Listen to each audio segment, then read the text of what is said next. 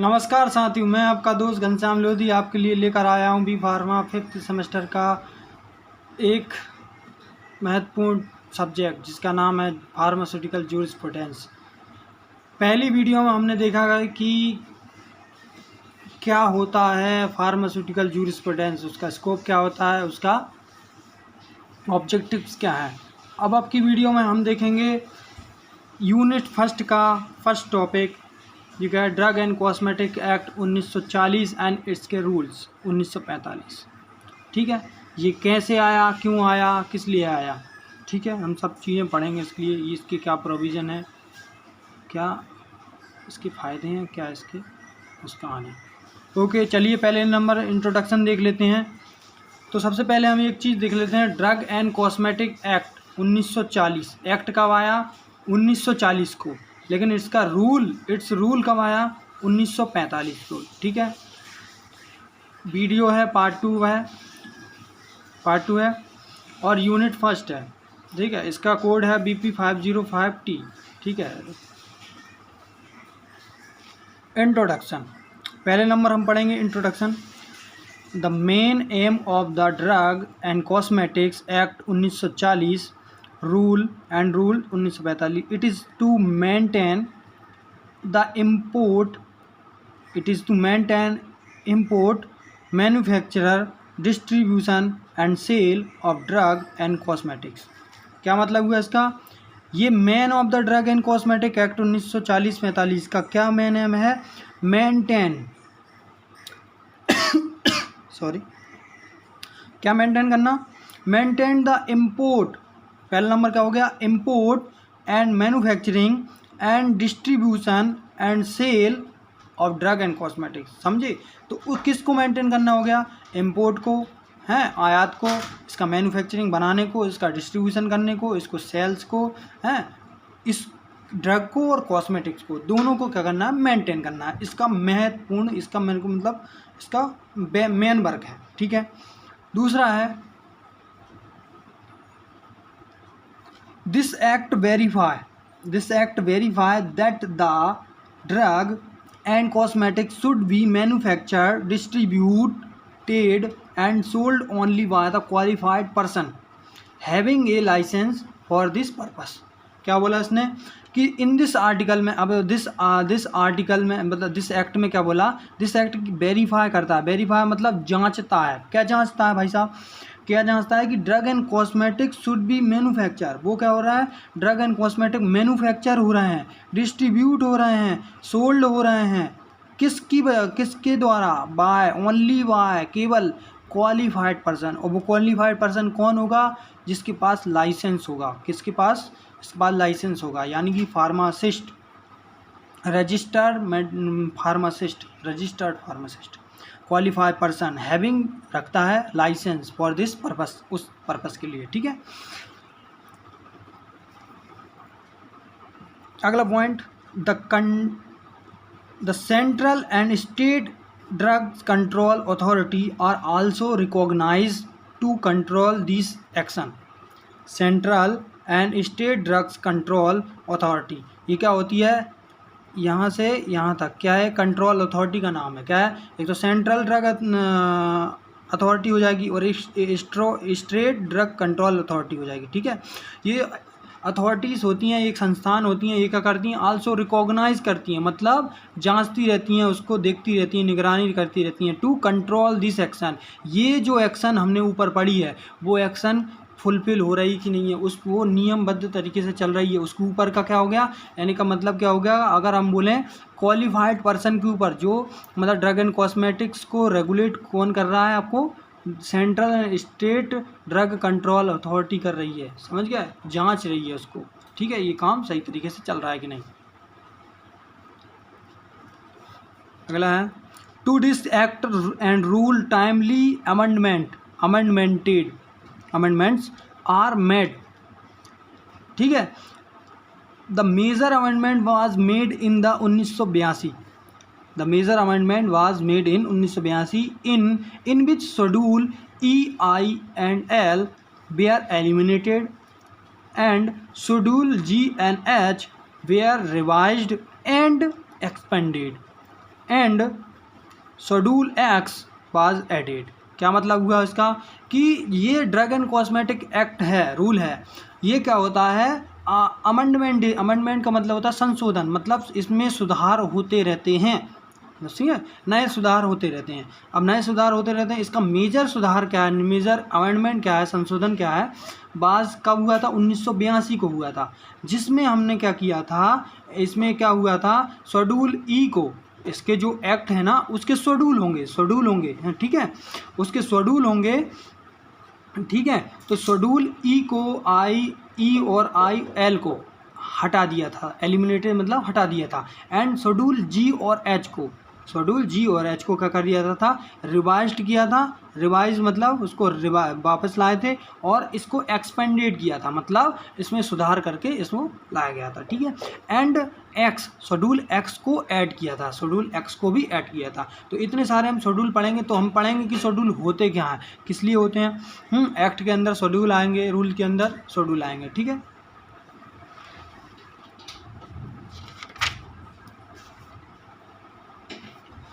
अब है डेफिनेशन। ये जो डेफिनेशंस हैं वो ज़्यादा महत्वपूर्ण है, क्योंकि यह क्वेश्चन यहीं से आता है,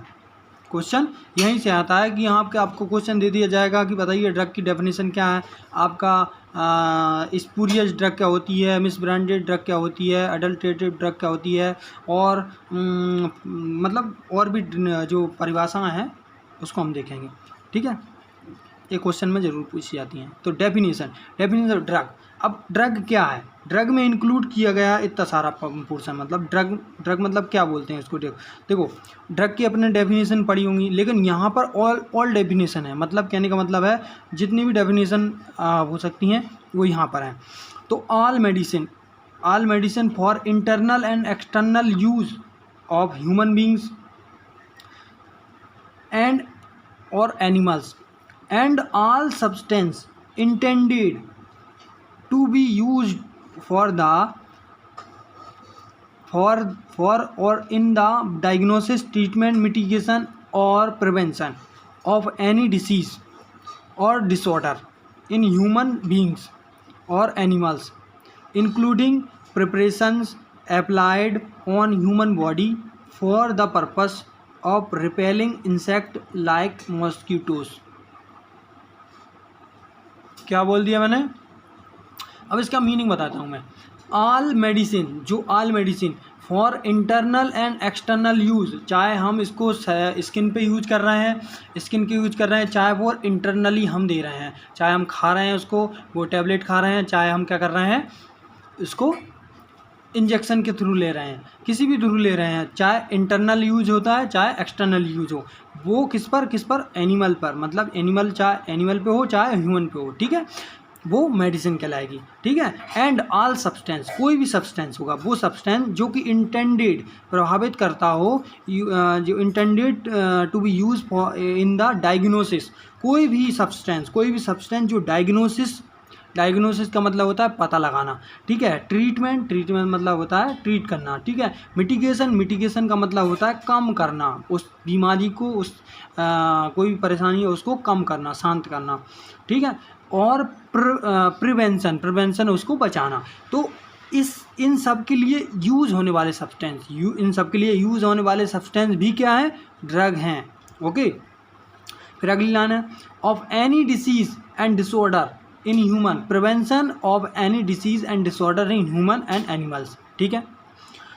इंक्लूडिंग प्रिपरेशंस, जो प्रिपरेशन कौन से, ऑल सब्सटेंस में कौन आएगा, प्रिपरेशन, वो प्रिपरेशन जो कि अप्लाइड ऑन ह्यूमन बॉडी, जो ह्यूमन बॉडी पर यूज़ होते हैं, जैसे ट्यूब है, लाइक मतलब क्या होता है, ह्यूमन बॉडी पर यूज़ होते हैं, for the purpose of repelling the insect मतलब इंसेक्ट को बाहर भगाने के लिए, जैसे कि अपन मच्छर मारने की या मच्छर भगाने वाली ट्यूब लगाते हैं ना स्किन पे, जिससे मच्छर क्या होते हैं, दूर भागते हैं, तो वो उसकी बात कर रहा है। तो ये पर्पस करे रिपेलिंग मतलब दूर भगाए इंसेक्ट लाइक मॉस्किटो मतलब मच्छर, इस तरीके से।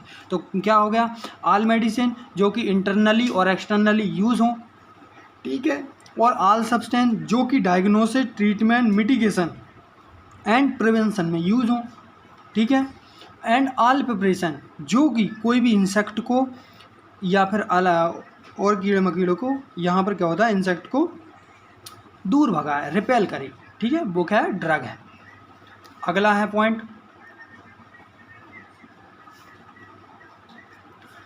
सच substance other than food, such substance other than food intended to affect the structure or function of the human body or intended to be used for the destruction of vermin or insect, ठीक है, which cause disease in human beings or animals as may be specified from time to time by central government by notification in the official gazette, ठीक है। क्या बोला इसने कि सच substance, ऐसे substance other than food, मतलब भोजन के अलावा ऐसे सब्सटेंस जो कि इंटेंडेड टू इफेक्ट स्ट्रक्चर और फंक्शनल, जी क्या आएगा, structure and function of human body, कोई भी क्या होता है उसको प्रभावित करे, उसको अफेक्ट करे, स्ट्रक्चर को and function of the body को, कोई भी आपके बॉडी के फंक्शन को, बॉडी के स्ट्रक्चर को चेंज कर रहा है, बॉडी के फंक्शन को चेंज कर रहा है, उसको अफेक्ट कर रहा है, उसको बढ़ा रहा है, उसको घटा रहा है, वो क्या है, ड्रग है, ठीक है। Intended to be use for the destruction of worming, जैसे कि देखिएगा वो पहली बात के लिए वो ऑल प्रिपरेशन, जो कि क्या करें, इंसेक्ट को भगाएं, है कि नहीं, ऊपर पढ़ा अपन ने, वही लाइन वो बोल रहा है कि डिस्ट्रैक्शन मतलब दूर भगाने वाला, हटाने वाला, भगाने वाला, और वर्मिंग और इंसेक्ट, ठीक है, which is the cause disease, जो कि कॉज कर रहे हैं डिसीज, जैसे इंसेक्ट कोई भी डिसीज कॉज कर रहा है, मलेरिया, डेंगू मलेरिया, चिकनगुनिया, ये क्या है, मॉस्कीटो इंसेक्ट से हो रहे हैं, ठीक है, तो इनको रिपेल करे, वो क्या है, ड्रग है, वो क्या है, ड्रग है। As may be specified from time to time by central government, इसका मतलब हुआ कि central government time to time specified कर देती है कि कौन सा सब्सटेंस ड्रग में आएगा, ठीक है। जैसे जैसे आपका क्या होता है, आपका विकास होता जा रहा है, वैसे वैसे नई नई चीज़ें आती जा रही हैं, तो सेंट्रल गवर्नमेंट क्या कर देती है, ड्रग की लिस्ट में ऐसे सब्सटेंस को डालती रहती है, ठीक है, ये बात हो गई। बाय इसके नोटिफिकेशन किस में आती हैं, ऑफिशियल गजट में, मतलब शासकीय राज्य पत्र जब होता है उसमें वो बता दिए जाते हैं, ठीक है। अब all substance intended for use as components of drug including MFD gelatin capsule, क्या बोला इसने कि ऑल सब्सटेंस जो कि इंटेंडेड फॉर जुड़े रहते हैं, use as the component, use होते हैं as a component of drug, component of drug मतलब including the empty gelatin capsule, मतलब खाली, एमएफडी मतलब खाली, एमएफटी मतलब खाली, जिलेटिन कैप्सूल, जिलेटिन का कैप्सूल। देखिएगा हमने कैप्सूल देखा, ये हमारा कैप्सूल दिखाई दे रहा है, तो ये कैप्सूल देखिएगा, कैप्सूल में भरा हुआ है ड्रग, ये तो हो गया आपका ड्रग हो गया, लेकिन कैप्सूल का जो आपका खाली जिलेटिन कैप्सूल है ना, ये खाली एमएफडी जिलेटिन कैप्सूल जो ऊपर वाला खोल, उसको भी हम क्या बोलेंगे, ड्रग बोलेंगे। क्यों बोलेंगे ड्रग, क्योंकि वो उसमें आ रहा है, कंपोनेंट ऑफ ड्रग में आ रहा है, समझ गया ना, तो ये भी ड्रग है और ये भी ड्रग है, पर काम तो क्या करेगी, ये करेगी, मेन काम क्या करेगी, ये करेगी, लेकिन ये सहायक अंग के रूप में है, तो ये भी क्या कहलाएगा, ड्रग कहलाएगा, ठीक है। तो ये हमने डेफिनेशन ऑफ ड्रग की देख ली कि कौन कौन ड्रग हो सकती हैं। पहला तो ये, अगर शॉर्ट फॉर्म में अगर दोबारा देखा जाए कि ऑल मेडिसिन जो कि इंटरनल और एक्सटर्नल रूप से यूज होती हैं, और ऑल सब्सटेंस जो कि डायग्नोसिस, ट्रीटमेंट, मिटिगेशन, प्रिवेंशन में यूज होते हैं, और ऑल प्रिपरेशन जो कि रिपेलिंग करते हैं इंसेक्ट को, फिर अदर देन फूड जो कि स्ट्रक्चर और फंक्शन को चेंज कर देते हैं, जैसे कि destruction of insect, and central government अपने ऑफिशियल गजट में बता देती है कि कौन क्या है। फिर अगला होता है कि कंपोनेंट ऑफ ड्रग्स भी ड्रग कहलाते हैं, ओके, इतना देखा हमने। अगली डेफिनेशन हम देखते हैं, वही सच डिवाइस, अब device intended for internal and external use in the diagnosis, treatment, mitigation, prevention of the disease and disorder in human beings or animals as may be specified from time to time by the central government by notification or in the official gazette after consultative with the drug technically as by advisory board DTAB। इसका क्या मतलब हुआ भाई साहब? इसका मतलब हुआ, इसको पॉइंट नहीं दिया मैंने, इसको पॉइंट आएगा 4 नंबर पॉइंट हम दे देते हैं। तो ऑल डिवाइस, जो क्या कह रहा है कि ऑल डिवाइस जो कि प्रभावित करती हैं इंटरनली और एक्सटर्नली यूज़ हो रही हैं, वही जो हमने बोला था कि ऑल मेडिसिन जो यूज़ होती हैं इंटरनली और एक्सटर्नली, वो ऑल डिवाइस जैसे कि हमने क्या करते हैं, जब हम क्या होते हैं हार्ट की सर्जरी करते हैं, हार्ट को अपन क्या कर देते हैं, हार्ट पर क्या करते हैं पेस मेकर लगाते हैं, कृत्रिम पेस मेकर लगाते हैं जो कि हार्ट की रिदम को बनाए रखने में सहायक होता है। मतलब हार्ट को मतलब कि करंट प्रदान करता है, हार्ट को क्या प्रदान करता है, हार्ट की हम बैटरी कहलाता है, हार्ट की बैटरी कहलाता है वो, समझे, दिल की बैटरी। तो वो कह रहा था कृत्रिम पेस मेकर, ठीक है। अब वो पेस मेकर है, वो क्या है, डिवाइस है, बनाया हुआ है, लेकिन वो क्या कहलाएगा, वो हमारे डायग्नोस्टिक, ट्रीटमेंट और मिटिगेशन और प्रिवेंशन में यूज़ हो रहा है। तो वो क्या कह रहा है, वो भी ड्रग कहलाएगा, वो भी क्या कहलाएगा, ड्रग कहलाएगा, ठीक है। अब जो कि specified time to time central government, वही लाइन की भाई सेंट्रल गवर्नमेंट द्वारा टाइम टू टाइम स्पेसिफाइड किया जाता है कि कौन क्या है, ठीक है, कौन ड्रग आएगा। अब ये कौन तो किससे कंसल्टेशन किससे करता है, कंसल्टेशन मतलब सहायता या फिर मतलब क्या होता है सलाह किससे लेता है, ड्रग टेक्निकल एडवाइजरी बोर्ड, जो कि एडवाइस ही देने के लिए बना गया है, समझ गए, ड्रग टेक्निकल एडवाइजर बोर्ड। इसके साथ हम अगला पॉइंट पढ़ते हैं जो है आयुर्वेदा सिद्धा यूनानी ड्रग कि क्या होती हैं, आयुर्वेदा सिद्धा यूनानी ड्रग्स क्या होती हैं, देखिएगा। It include all medicine intended for internal use for और इन द डायग्नोसिस, ट्रीटमेंट और prevention of disease and disorder in the human beings or animals and manufactured according to formulae described in book of Ayurveda, Siddha and Unani system of medicine specified in first schedule of the Drug and Cosmetic Act 1940। ठीक है, क्या बोला मैंने कि ऐसी Ayurveda Siddha Unani drugs उनको बोला जाता है जो उनमें ऑल मेडिसिन आ गई, ऑल मेडिसिन जो कि इंटरनली एक्सटर्नली यूज़ हो रही हैं, इंटेंडेड फॉर इंटरनल यूज़, ठीक है, एंड डायग्नोसिस, ट्रीटमेंट, प्रिवेंशन, समझ गया, डायग्नोस, ट्रीटमेंट, प्रिवेंशन में यूज़ होती हैं, ठीक है, डिसीज़ और डिसऑर्डर के, है, ठीक है, डिसीज़ का डिसीज़ हो या फिर डिसऑर्डर हो। डिसीज़ मतलब होता है जो बाहर से पैथोजन अपन पे हमला करते हैं, मतलब शरीर पे, तो उससे जो प्रॉब्लम आती है, जो बीमारी होती है, उसको हम डिसीज़ बोलते हैं। लेकिन डिसऑर्डर क्या होता है, जो हमारे शरीर के अंदर ही फंक्शन, हमारे अंगों का सुचारू रूप से ना चलने की वजह से काम नहीं कर पाते, उसे बोलते हैं डिसऑर्डर, ठीक है। तो डिसीज़ और डिसऑर्डर को डायग्नोस करे, प्रिवेंशन करे, ट्रीट करे, ठीक है, और ऐसा ह्यूमन बीइंग से, ठीक है, and manufacture according to formulae describe in book, ठीक है। मैं इसका जो मैन्युफैक्चर, हमने जो दवाई बनाई उसका मैन्युफैक्चरिंग किससे हो रहा है, according to formula describe book, कहने का मतलब है Ayurveda Siddha Unani system of medicine की बुक्स हैं।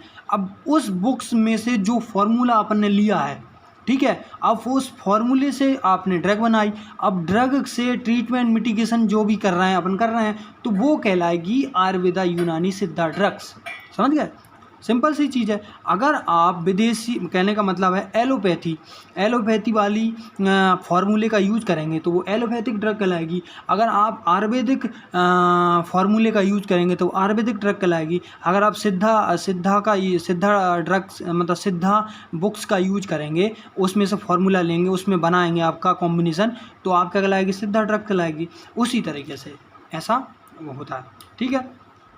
तो जिस बुक से आपने रेफरेंस लिया, जिस बुक से आपने फार्मूला लिया, वो ड्रग उसी की कहलाएगी, ठीक है।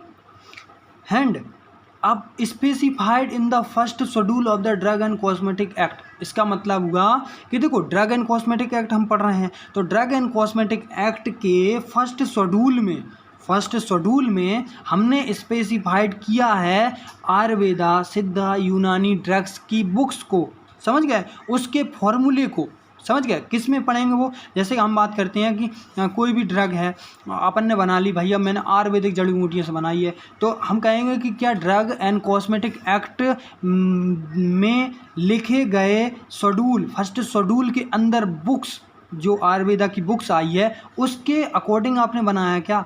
जी हाँ, अगर आपने बनाया है तो वो आयुर्वेदिक, सिद्धा, यूनानी ड्रग्स कहलाएंगी, ठीक है। फिर आता है पेटेंट एंड प्रोप्रिएटरी मेडिसिन क्या होती हैं। पेटेंट एंड प्रोप्रिएटरी मेडिसिन मतलब पेटेंट का मतलब होता है अधिकार, ठीक है, आधिकारिक मतलब कौन सा आपने अधिकार किया है।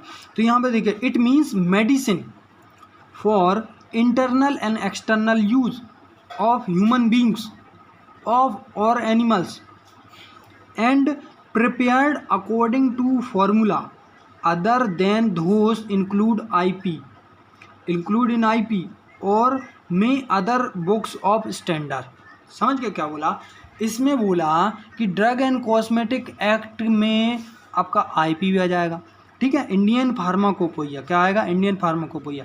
कहने का मतलब है पेटेंट ड्रग वो कहलाती हैं जो किसी भी फार्माकोपोइया के अकॉर्डिंग नहीं होती।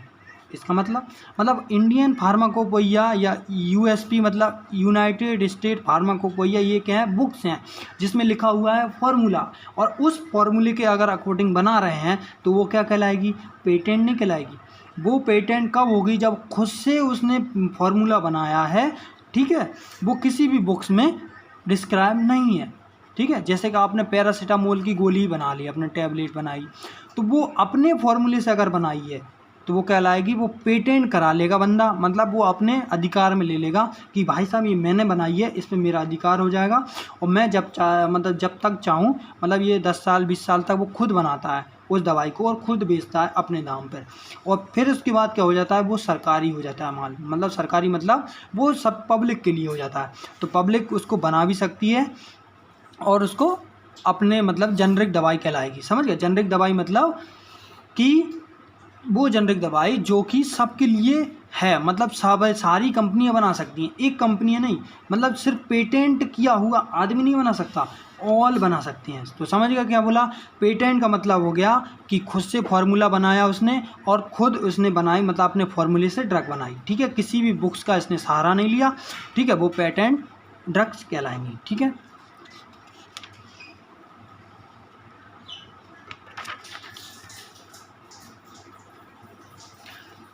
क्या होता है misbranded drug, misbranded drug क्या होती है, मिस ब्रांड मतलब ब्रांड ही क्या है, खराब है कि नहीं, कलर्ड, कोटेड, पाउडर्ड और polished so as to conceal the damage or if it is made to appear of better therapeutic value than the real। क्या बोला मैंने, ये रियल वर्ड मतलब ओरिजिन जो पैरासीटामोल है भैया, इसका पैरासीटामोल का एक क्या होगा, अपनी एफिकेसी होगी, अपनी पोटेंसी होगी, अपनी है कि नहीं, अपना टाइम होगा, टाइम ड्यूरेशन होगा कि मैं इतने समय तक काम करेगा, अपनी मतलब जनरल चीज़ होगी, ठीक है। लेकिन उसने क्या किया बंदे ने कि उसको कलर्ड कर दिया, उसको कोटिंग कर दी, उस पर कलर्ड कर दिया। अब सफ़ेद पैरासीटामोल आती है जनरल की, लेकिन क्या होता है कलर्ड कर दिया, लाल भी पैरासीटामोल आ रही है, हरी भी आ रही, नीली, मतलब क्या होता है डिफरेंट कलर की आ रही है, तो क्या रहा होता है, ठीक है।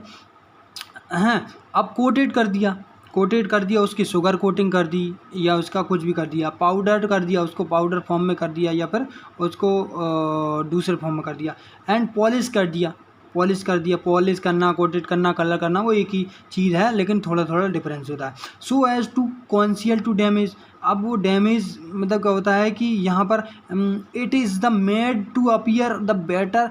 देखो इसने क्या किया, कलर किया, कोटेड किया, पॉलिश किया, इसमें हुआ क्या, अपीयरेंस जिसका क्या हुआ, बेटर हो गया, मतलब better therapeutic value than real, हमें ऐसा लगा कि ये रियल से ज़्यादा थेरापेटिक वैल्यू देगी। थेरापेटिक वैल्यू मतलब काम करने की क्षमता, थेरापेटिक वैल्यू मतलब होता है काम करने की क्षमता। हमें ऐसा लगा कि देखिए ये जो बेटर थेरापेटिक वैल्यू देगी, समझ गए। तो जैसे हम एक एग्जांपल देते हैं कि जनरल दवा होती हैं, एक क्या होता है जेनरिक दवाइयाँ, जेनरिक दवाइयाँ होती हैं और एक क्या होती हैं ब्रांडेड दवाइयाँ, ठीक है। अब ब्रांडेड दवाइयों और जेनरिक दवाइयों में एक सिंपल अंतर बताता हूँ।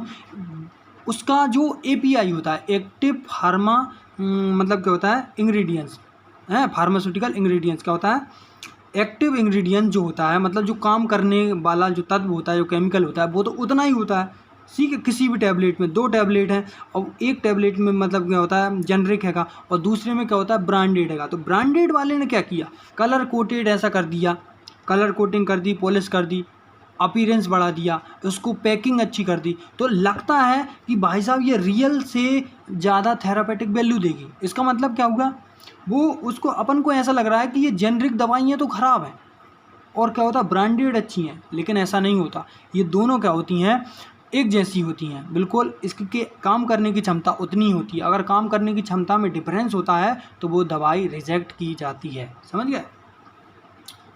ओके, अब बोलता है इफ़ यदि it is not label in the prescribe manner. अब देखिएगा कोई भी ड्रग्स है उसकी प्रिस्क्राइब मैनर क्या होता है, उसमें लिखा होगा ड्रग का नाम लिखा होगा, उसका एक्सपायरी डेट लिखी होगी, उसकी बनाने मतलब मैन्युफैक्चरिंग डेट लिखी होगी, उसके बैच नंबर लिखा होगा, उसमें लाइसेंस नंबर लिखा होगा, उसमें कंपनी का नाम लिखा होगा। इस तरीके से क्या होता है बहुत सारा एक बिल्कुल सिस्टमेटिक लेवल होता है जिससे उसकी उस दवाई की एक बिल्कुल पर्टिकुलर पहचान लगाई जा सकती है। तो वो पहचान क्या होता है, उसने note level in the prescribe manner, मतलब जो प्रिस्क्राइब किया जाता है, जो मतलब दिया गया है लेवल की, मतलब इस हिसाब से आप लेवल बनाइए, इस हिसाब से आपका इंग्रेडिएंट का मतलब इसकी जानकारी आप लिखिए, ठीक है, कोई भी दवाई पर। तो उसने उस तरीके से लेवल बनाया नहीं है तो वो भी क्या हो गया मिसब्रांडेड हो गया। कहने का मतलब है कोई भी ब्रांड का ड्रग है, अब उसने थोड़ा बहुत हेर फेर बदल कर दिया तो वो क्या होता है मिसब्रांडेड नहीं होगा कि नहीं। अगर हम कहें एडिडास का जूता है, अब एडिडास का जूता में थोड़ी बहुत स्पेलिंग मिस्टेक कर ली, आपको लग रहा है आपने पहचान नहीं पाया कि एडिडास में जो अपन को लगा कि भाई ये तो एडिडास का ही है तो अपन ने ख़रीद लिया, तो ऐसा नहीं होता। इसमें क्या होता है यही मिसब्रांडेड कहलाता है। भाई अपन ख़रीदना तो एडिडास का चाहते थे लेकिन दूसरी कंपनी का ख़रीद लिया, क्यों, क्योंकि इसकी लेवल था उस जैसा था, समझ गया, रिजेंबल दिख रहा था कुछ ऐसा, है कि नहीं। फिर क्या हैगा, इट इज लेवल और containers bears the statements which is false and misleading to make the false claim। ये वही का वही बात हो गई, कौन सी, इट इज़ लेवल। अब इसका जो लेवल है कि नहीं, लेवल क्या है, कंटेनर मतलब होता है जो ड्रग के ऊपर जो लेवल लगा है, ठीक है, या कंटेनर हैगा, तो कंटेनर और लेवल हमको ऐसा स्टेटमेंट दे रहे हैं कि फॉल्स स्टेटमेंट दे रहे हैं। फॉल्स स्टेटमेंट मतलब गलत और मिसलीडिंग कर रहा है, मिसलीडिंग मतलब गलत राह पर ले जा रहे हैं। हमको ऐसा लग रहा है कि ये जो है मतलब मैं कह रहा हूँ ना कि ये एडिडास का लग रहा है हमको, है, लेकिन वो एडिडास का है नहीं है, ठीक है। तो इसी तरीके से क्या होता है तो फॉल्स क्लेम कर रहा है, मतलब ऐसा लग रहा है कि वो उस कंपनी का है लेकिन वो होता नहीं है, तो उसे बोलते हैं मिस ब्रांडेड, ठीक है। ये सिंपल सी चीज़ पड़ गई। अगर किसी के कलर कोटेड कर दिया तो क्या हुआ, उसका अपीयरेंस अच्छा हो गया रियल से, तो वो मिस ब्रांडेड कहलाएगा। अगर उसका लेवल क्या हुआ, लेवल ख़राब है, समझ गया, लेवल अपने मैनर में नहीं है तो वो वो मिस ब्रांडेड है। अगर वो उसका लेवल कंटेनर मिसलीडिंग कर रहा है, वो कह रहा है कि मिसलीडिंग फॉल्स क्लेम कर रहा है, फॉल्स क्लेम मतलब गलत धारणा पहुंचा रहा है कि ये उस कंपनी का है, तो वो भी क्या है मिस ब्रांडेड है। अब क्या हो अगला, एडल्ट्रेटिव ड्रग्स। एडल्ट्रेटिव ड्रग्स क्या होते हैं, इफ़ एडल्ट्रेशन मतलब होता है मिलावट, सिंपल सा वर्ड, अगर उसका मीनिंग देखो मिलावट, मिलावट मतलब अब किसी भी चीज़ में मिलावट का मतलब हो गया। अब आप शब्द मिलावट समझ गए ना तो सब चीज़ समझ आएंगे। देखिए, if it consist in whole और in parts of any filthy और पुट्रीड और डिकम्पोज्ड सब्सटेंस। कहने का क्या मतलब हुआ, फिल्थी मतलब होता है गंदा, पुट्रेट मतलब होता है सड़ा हुआ, और डिकम्पोज होता है विघटित। तो ऐसा कंपोनेंट, ये जो सब्सटेंस है वो मिले हुए हों, कितना, पार्शियली, पार्ट में, या फिर होल। समझ गया, किसी भी ड्रग्स में, किसी भी चीज़ में, अपने कहा ड्रग एंड कॉस्मेटिक्स में, कॉस्मेटिक के सामान में या फिर ड्रग के सामान में क्या हुए, वो पूरी तरीके से या फिर पार्शियल रूप से ये चीज़ें मिली हुई हों, गंदी फिल्टी चीज़, पुट्रेट चीज़ या डिकम्पोज सब्सटेंस मिली हुए हों, तो वो क्या कहलाएगा, एडल्ट्रेटेड। ठीक है। If it has been prepared, package और stored under insanitary condition which are likely to make them injurious to health। क्या बोला इसने, it is has been prepared, ये बना होते हैं, इसे कहाँ बनाते हैं, पैक्ड करते हैं या स्टोर करते हैं, कहाँ, अगर इसको बनाया, पैक किया, स्टोरेज किया, कहाँ किया, इनसैनिटरी कंडीशन मतलब अस्वच्छ स्थिति, हम कहते हैं सैनिटाइजेशन, तो ये क्या है, इनसैनिटरी कंडीशन है, मतलब विदाउट सैनिटाइजेशन है। ठीक है। Which are likely to make them injurious to health, ये क्या बनाता है, लाइकली टू मेक बनाता है, क्या बनाता है उसको, इंजूरियस मतलब हानिकारक, टू हेल्थ, हेल्थ के लिए हानिकारक बनाता है। ठीक है। अगला पॉइंट है, if it is packed in the container composed of poisonous substance. ठीक है, उस कंटेनर में आपने भर दिया जो कि कंपोज्ड मतलब उसको रखता है या फिर इससे पहले से ही है पॉइजनस सब्सटेंस हैगा। ठीक है, आपने दूसरे कंटेनर, मतलब एक कंटेनर है वो, मतलब वो किसी और का कंटेनर है, किसी और चीज़ के लिए, किसी और केमिकल के लिए, लेकिन उसमें आपने भर दिया, तो क्या होगा, इसमें इम्प्यूरिटी आपका क्या होता है, पॉइजनस सब्सटेंस हो गया मान लो, जो दोबारा यूज कर लिया उसी कंटेनर को। तो इस तरीके से क्या होता है, ये भी क्या होता है, एडल्ट्रेशन होता है, मिलावट। अगला है, if it contain colour other than prescribe. क्या बोला भैया, जो प्रिस्क्राइब मैनर में, मतलब यहाँ पर क्या होता है, ड्रग एंड कॉस्मेटिक्स में हर चीज़ का लिखा हुआ है कि आप कौन से कलर में कौन सी चीज़ दे सकते हैं, कौन से कलर की होनी चाहिए, क्या मतलब क्या लेवल होना चाहिए, हर चीज़ आपको दी गई है। अगर यहाँ पर contain the colour other than prescribe, ठीक है, उसका कलर चेंज कर दिया जो कि प्रिस्क्राइब है ही नहीं है, प्रिस्क्राइब मतलब लिखित में दिया गया नहीं है, समझ गए, तो वो भी क्या हो गया, आपका एडल्ट्रेटिव हो गया। If it contain any harmful और toxic substance which may render it injurious to health, render injurious to health, क्या मतलब हुआ इसका, रेंडर मतलब होता है प्रस्तुत करना। ठीक है, अब कंटेंस क्या रख रहा है, हार्मफुल और टॉक्सिक सब्सटेंस रख रहा है, विच में क्या कर रहा है, प्रस्तुत कर रहा है इंजूरियस टू हेल्थ। समझ गए, वो जिसने जो बनाया है, उस जो इंग्रेडिएंट्स आपने बनाए हैं, जो आपने ड्रग बनाई है, उसमें क्या मिल रहा है, क्या दिख रहा है आपको, हार्मफुल और टॉक्सिक सब्सटेंस दिखाई दे रहे हैं या फिर मिल रहे हैं, तो वो क्या कर रहे हैं, वो आपकी हेल्थ को क्या कर रहे हैं, इंजूरियस मतलब हार्मफुल, हानिकारक है। ठीक है, if any substance is mixed with it so as to render its quality of strength, quality और स्ट्रेंथ। देखिएगा, यहाँ पर कुछ ऐसे सब्सटेंस जो कि खराब हैं, है कि कुछ ऐसे सब्सटेंस जो खराब हैं, जो हानिकारक हैं, जो अनवांटेड हैं, जो हमको चाहिए ही नहीं ड्रग में, समझ गए ना, जो हमको चाहिए ही नहीं ड्रग में, जो किसी काम के ही नहीं है, समझ गए, इसका वर्क ही नहीं है, वो उसका हमें मिक्स कर दिया ड्रग में, तो वो क्या हो गया, सो द क्वालिटी, उसकी क्वालिटी ख़राब हो गई, है कि नहीं, प्योरिटी ख़राब हो गई, है कि उसकी स्ट्रेंथ में इफेक्ट आ गया, स्ट्रेंथ कम हो सकती है, समझ गया ना। तो ये हो गया एडल्ट्रेटिव ड्रग्स। अब अगला पॉइंट आता है कि बताओ सुपीरियर ड्रग क्या होती हैं, क्या होती हैं सुपीरियर ड्रग्स। तो सुपीरियर ड्रग्स होती हैं, सुपीरियर का मतलब होता है जाली, नकली, जाली नकली। अभी हमने मिस ब्रांड बोला था, मिस ब्रांड मतलब उसका ब्रांड मतलब क्या होता है, उसमें थोड़ा सा क्या था कि कंपोनेंट तो थोड़े ठीक थे, यहाँ पर अब क्या रहा है, जाली पूरा नकली है। ठीक है, अब होता है imported under the name of other drugs. अब देखिएगा, उसको ऐसा इंपोर्ट किया गया है नेम ऑफ अदर ड्रग्स। भाई पैरासीटामोल खानी थी अपन को, अपन गए पैरासीटामोल ले में, लेकिन उसने क्या दे दी, एस्पिरिन दे दी या दूसरी दवाई दे दी, क्या कहकर कि पैरासीटामोल ही है। तो ये क्या हो गया, ये स्पूरियस ड्रग हो गई कि नहीं होगी, ऐसा। तो उस पर लिखा होगा पैरासीटामोल के दूसरी ड्रग का नाम लिख दिया, या फिर किसी और ड्रग का नाम किसी और पे चढ़ा दिया, तो क्या हो गया भाई, नाम ही गलत हो गया। हैं the drug which are an imitation और substitute of the other drugs. क्या बोला इसने, इमिटेशन का मतलब होता है नकल करना, मतलब कॉपी करना, और सब्सटीट्यूट का मतलब होता है बदली। बदली मतलब इसकी जगह दूसरी चीज़ को ले लिया गया, इस कंपोनेंट की जगह दूसरे कंपोनेंट का यूज कर लिया गया। ड्रग विच एंड द मतलब क्या होता है, इमिटेशन मतलब इसकी नकल कर ली गई हो, अदर ड्रग की नकल कर ली, जैसे पैरासीटामोल बना रहे हैं तो उसी की जैसी क्या करना है, कोई और इंग्रेडिएंट लिया, उसी के जैसा फॉर्मुलेशन बना लिया, ठीक है, तो वो और उसकी नाम से बेचने लगे, तो ठीक है, ये गलत होगा, समझ गए। तो सब्स्टिट्यूट उसकी बदली कर ली, ठीक है, अदर ड्रग्स की, ठीक है। It resemble other drugs in a manner likely to cause dissipation.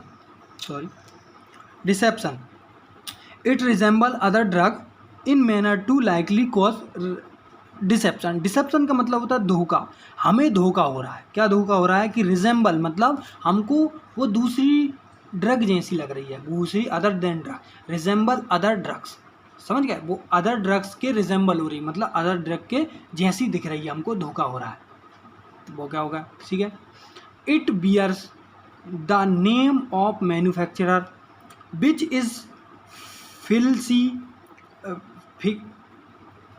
Fictitious,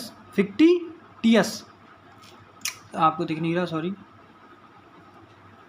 it bear the name of manufacturer which is fictitious और डज नॉट एग्जिस्ट, समझ गए। फिक्टिटियस का मतलब होता है काल्पनिक, मतलब जाली, मतलब जो काल्पनिक होता है, जो होता ही नहीं है, जैसे भूत, मान लो अपन बोलते हैं ना भूत होता ही नहीं है, काल्पनिक चीज़ है, तो वैसे ही ये क्या है, फिल्टिटियस मतलब काल्पनिक है, ऐसा मतलब नेम ऑफ मैन्युफैक्चरर, हमने दवाई बनाई उस पर नेम ऑफ मैन्युफैक्चरर, इसका नाम लिख दिया, मान लो कोई भी नाम लिख दिया, ठीक है, राहुल नाम लिख दिया, राजेश नाम लिख दिया, कोई भी नाम लिख दिया, तो वो बंदे ने बनाई नहीं है, उसका मतलब क्या होता है, वो एग्जिस्ट ही नहीं करता है कि नहीं, वो इस चीज़ में एग्जिस्ट ही नहीं करता बनाने में, तो उसके नाम से बना दी, नेम ऑफ मैन्युफैक्चरर का नाम लिख दिया कि साहब इस फलाने आदमी ने बनाई है, तो ऐसा तो क्या होगा, काल्पनिक चीज़ हो गई, वो क्या स्पूरियस हो गई।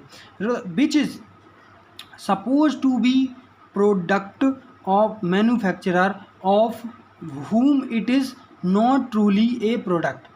क्या बोला, विच इज सपोज अपन को सपोज टू बी प्रोडक्ट, हम ऐसा लगता है कि हमें ऐसा लगता है to be product of manufacturer, ये उस मैन्युफैक्चरर का है, ये रतन टाटा जी का है, या अंबानी जी के प्रोडक्ट हैं, हमको ऐसा लगा, लेकिन of whom it is not truly product, मतलब वो प्रोडक्ट उसके है ही नहीं है कि नहीं, वही है कि मैन्युफैक्चरर का नाम ले दिया और वो मैन्युफैक्चरर एग्जिस्ट ही नहीं करता, है कि नहीं। यहाँ पर बोला गया है कि भैया उस मैन्युफैक्चरर का नाम लिखा है जो एग्जिस्ट ही नहीं करता, यहाँ पर बोला गया है उस प्रोडक्ट का नाम लिखा है, ये जो आपका आदमी बनाता ही नहीं है, समझ गया ना, सिंपल दो वर्ड है। अब है मिस ब्रांडेड कॉस्मेटिक्स। जैसे हमने पढ़ा कि मिस ब्रांडेड ड्रग्स, उसी प्रकार से मिस ब्रांडेड कॉस्मेटिक्स भी होता है, समझ गए। तो it contain colour which is not prescribe, जो कलर लगा दिया भाई, लिपस्टिक है आपका, कोई भी आपका कॉस्मेटिक्स का प्रोडक्ट है, ठीक है, और उसमें क्या होता है वो कलर का यूज कर लिए जो कि प्रिस्क्राइब ही नहीं है, ठीक है। Not level in the prescribe manner, वही लेवल प्रिस्क्राइब मैनर में नहीं है। और भी पॉइंट आप लिख सकते हैं जो कि मिस ब्रांडेड ड्रग्स में यूज किए गए थे, क्योंकि ये जो चीज़ें होती हैं वो एक जैसी होती हैं, ठीक है। फिर अगला हो गया स्पूरियस कॉस्मेटिक्स, ठीक है। If imported under a name which belong to another cosmetics, ये क्या बोल रहा है, यदि इम्पोर्टेड किया गया अंडर द नेम, देखिए भैया यहाँ पर बोल रहा है कि नेम जो कि बिलोंग कर रहा है अनदर कॉस्मेटिक्स से, भाई आपका कोई भी आपका प्रोडक्ट, आपका कॉस्मेटिक्स का प्रोडक्ट है, उसी के नाम का दूसरा अपन ने बना दिया, ठीक है। तो नाम चल रहा है तो भाई साहब उसके संग है वो अपन ने जो नकली प्रोडक्ट बनाया वो भी चल गया, ठीक है। फिर होता है if it is resemble another cosmetics, वो क्या है, वो अनदर कॉस्मेटिक के जैसा दिखेगा।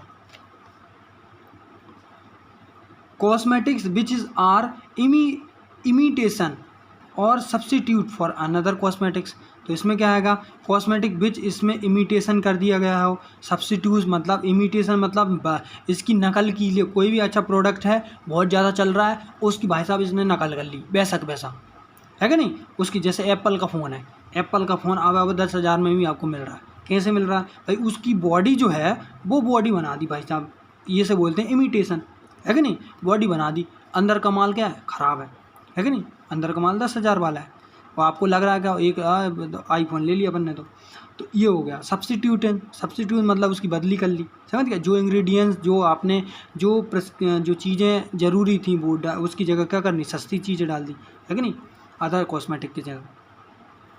अब होता है beer the name of manufacturer who does not exist, भैया हम ना उस मैन्युफैक्चरर का नाम धर दिया, नाम ले दिया या नाम लिख दिया जो कि एग्जिस्ट ही नहीं करता। फिर अगले क्या होता है, it is claim to be the product of manufacturer हैं who it is not truly product, तो यहाँ पर क्या होता है, हमने बोला कि ये नेम ऑफ मैन्युफैक्चरर कर दिया जो कि एग्जिस्ट ही नहीं करता, यहाँ पर प्रोडक्ट ऑफ मैन्युफैक्चर करता, मतलब वो ये जो प्रोडक्ट है वो उस मैन्युफैक्चरर का है, तो वो मैन्युफैक्चरर बोलेगा भैया ये मेरा प्रोडक्ट तो है ही नहीं है, मैंने कब बोला। तो ऐसा सुपीरियर कॉस्मेटिक्स होता है, ठीक है। अब अगले पढ़ते हैं अपन क्या, ऑब्जेक्टिव्स। तो क्या ऑब्जेक्टिव्स हैं, किस चीज़ के ऑब्जेक्टिव्स, आपका होता है drug and cosmetics act 1940 and इसका रूल 1945 के ऑब्जेक्टिव्स क्या हैं भाई, हम इसके उद्देश्य क्या हैं, मेन क्या होता है, to preventing the substandard in drugs, क्या होगा, क्या प्रिवेंट करना है, सबस्टेंडर का मतलब होता है रद्दी चीज़ इन ड्रग में, समझ गए, ये ड्रग्स जो रद्दी ड्रग्स हैं उसको हटाना है, उसको प्रिवेंट करना, उससे बचाना है, समझ गए, उससे बचाना है लोगों को, ठीक है। For the controlling the import manufacture distribution and sale of drugs cosmetic is done by qualified person only, समझ गया, क्या बोला, किसको कंट्रोल करना है, क्या कंट्रोल करना है, इम्पोर्ट मैन्युफैक्चरिंग मतलब आयात, बनाना, डिस्ट्रीब्यूशन है, सेल्स बेचना, किसका, ड्रग एंड कॉस्मेटिक्स का, इज़ डन बाय किसके द्वारा, क्वालिफाइड पर्सन यानी कि रजिस्टर्ड फार्मासिस्ट ओनली, ठीक है। For the country controlling the manufacturer and sales of Ayurveda, Siddha, Unani drugs, समझ गया। तो कंट्रोलिंग किसका कंट्रोल कर रहा है, अब ऑल ड्रग्स की हो गई यहाँ पर, समझ गया, जो एलोपैथी है, अब यहाँ पर आयुर्वेदिक ड्रग्स की हो गई, सिद्धा की ड्रग्स की हो गई, यूनानी ड्रग्स की हो गई, उसका भी मैन्युफैक्चरिंग, उसका भी सेल किसके अंदर आता है, ड्रग एंड कॉस्मेटिक के अंदर ही आता है, ओके। तो यहाँ तक मैंने आपको बताया कि क्या होता है ड्रग एंड कॉस्मेटिक एक्ट, ठीक है, कब आया था 1940 को, इसका रूल कब आया था 1960 को, और किस लिए आया था ये मैंने पिछली वीडियो में पार्ट 1 में बता दिया था, ठीक है। अब हम पढ़ेंगे शेड्यूल, ठीक है।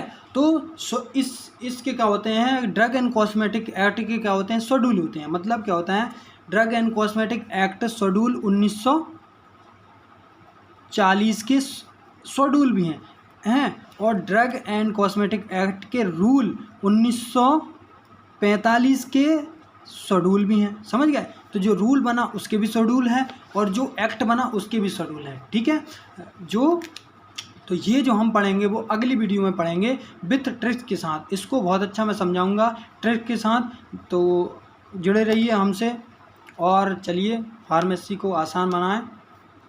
धन्यवाद।